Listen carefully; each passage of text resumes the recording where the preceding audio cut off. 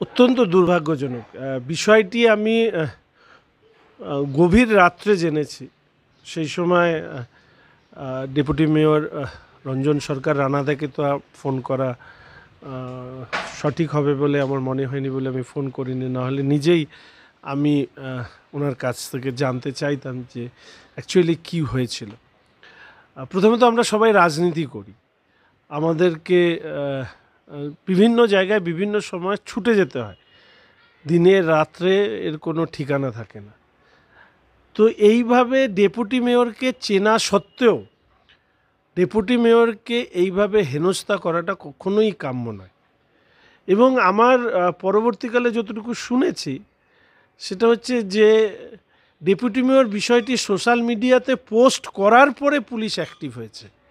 তার মানে deputy mayor post না করলে পুলিশ অ্যাক্টিভ হতো না, গ্রেপ্তারও হতো না। এবং আমি অবাক হয়ে গেলাম মেয়র সাহেবের কাণ্ড দেখে।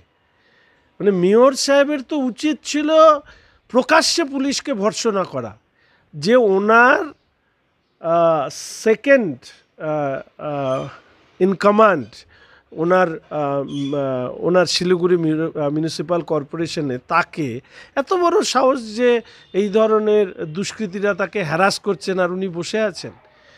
এবং ডেপুটি মেয়র সাহেব ক্ষোভে বলুন, যন্ত্রণায় বলুন, তিনি একটা সত্য কথাই বলেছেন। শিলিগুড়ি শহরে অন্তত এইভাবে হ্যারাসমেন্টের, বিশেষ করে পদাধিকারীদের এইভাবে হতে আগে হয়নি।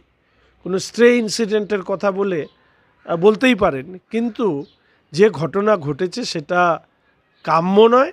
শিলিগুড়ি শহরের যে আইন শৃঙ্খলা ভেঙে পড়ছে তার অন্যতম কারণ হচ্ছে আমাদের মেয়র গৌতম দেব মহাশয়।